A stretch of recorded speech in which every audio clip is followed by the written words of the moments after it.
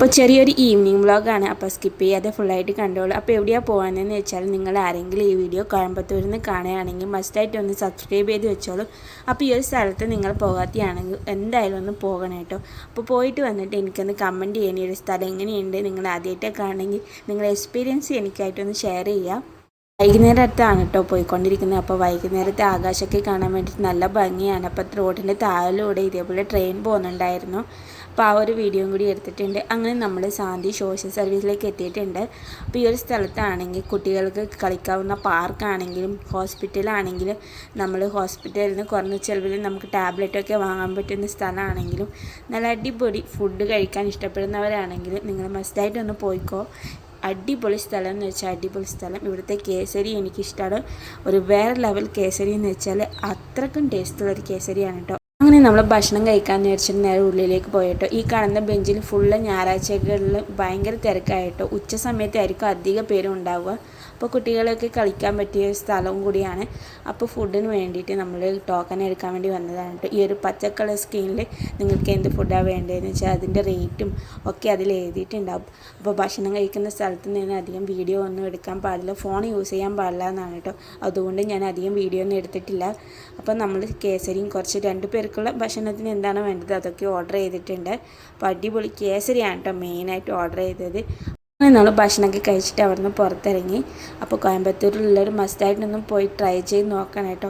അപ്പോൾ അൺലിമിറ്റഡായിട്ട് ഭക്ഷണമൊക്കെ കഴിക്കാൻ പറ്റും. നമ്മൾ ഉച്ച സമയത്ത് ഫുഡ് മാത്രമാണ് കേട്ടോ, അത് പുറത്തേക്ക് പാർസലായിട്ട് കൊടുക്കില്ല.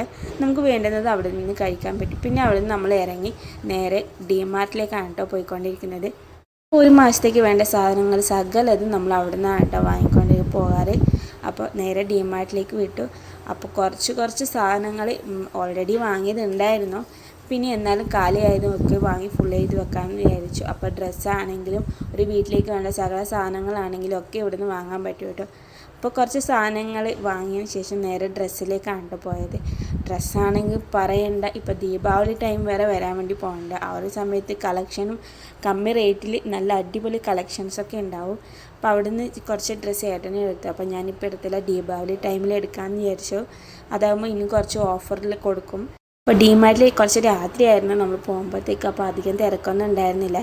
പിന്നെ ഞാൻ അധികം വീഡിയോ എടുക്കാൻ നിന്നില്ല. പിന്നെ എല്ലാവരും അവരവരെ പേഴ്സണലായിട്ട് പർച്ചേസൊക്കെ ചെയ്യുന്ന രീതിയിൽ ഞാൻ എന്തിനാ വെറുതെ പോയി അവരെ വീഡിയോ എടുത്ത് ഡിസ്റ്റർബ് ചെയ്യുന്നതെന്ന് വിചാരിച്ചു. അപ്പോൾ അധികമൊന്നും വീഡിയോ ഒന്നും എടുത്തില്ല കേട്ടോ. അപ്പോൾ ടോപ്പിൻ്റെ ഒക്കെ നല്ല ഗ്രാൻഡ് കളക്ഷൻസൊക്കെ ഉണ്ടായിരുന്നു കേട്ടോ. അപ്പോൾ ഷാളിനൊക്കെ ആണെങ്കിൽ കുറച്ച് റേറ്റൊക്കെ കമ്മിയാണെന്ന് എനിക്ക് തോന്നി ഇവിടെ വന്നിട്ട്. കുറച്ച് ബ്രാൻഡഡ് ഷാളിന് കേട്ടോ. കുറച്ച് അടിപൊളി സ്ഥലമാണ്. അപ്പോൾ നിങ്ങൾ വരണമെന്ന് വിചാരിച്ചിട്ടുണ്ടെങ്കിൽ ദീപാവലി സമയത്തൊക്കെ വന്നതിനാണെങ്കിൽ ഇപ്പോൾ ടിഫിൻ ബോക്സിനൊക്കെ കുറച്ച് ഓഫറിലൊക്കെ കൊടുത്തിട്ടുണ്ടായിരുന്നു. എനിക്ക് ഇതേപോലെ ചെറിയ പാത്രങ്ങളൊക്കെ ഭയങ്കര ഇഷ്ടമാണ് കേട്ടോ. ഇതൊക്കെ വെറുതെ കാണാനായിട്ട് ഞാൻ വെറുതെ അങ്ങോട്ടും ഇങ്ങോട്ടും ചുറ്റിക്കറങ്ങുക ചെയ്തത്. പിന്നെ നമ്മൾ ബില്ലൊക്കെ ചെയ്തിട്ട് നേരെ വിട്ടു വീട്ടിലേക്ക്. അപ്പോൾ നമുക്ക് വേണ്ട സാധനങ്ങളൊക്കെ വാങ്ങിയിട്ടുണ്ടായിരുന്നു കേട്ടോ. ഈ വണ്ടി ഉന്തിക്കൊണ്ട് പോകുന്നത് തന്നെ വലിയ പാടാണ്. നല്ല വെയിറ്റ് ഉണ്ടായിരുന്നു സാധനത്തിനൊക്കെ. പിന്നെ പോകുമ്പോൾ ഇതേപോലത്തെ ഫ്ലൈറ്റ് നമ്മൾ തൊട്ട് മേലെ കൂടി പോകുന്നത് കണ്ടിട്ടുണ്ടായിരുന്നു കേട്ടോ. അപ്പോൾ ചെറുപ്പത്തിൽ ഇതൊക്കെ കാണുമ്പോൾ ഭയങ്കര സന്തോഷമാണ്. അപ്പോൾ നിങ്ങളും ഇതേപോലെ സന്തോഷപ്പെടുന്നതാണെങ്കിൽ കമൻറ്റ് ചെയ്യും.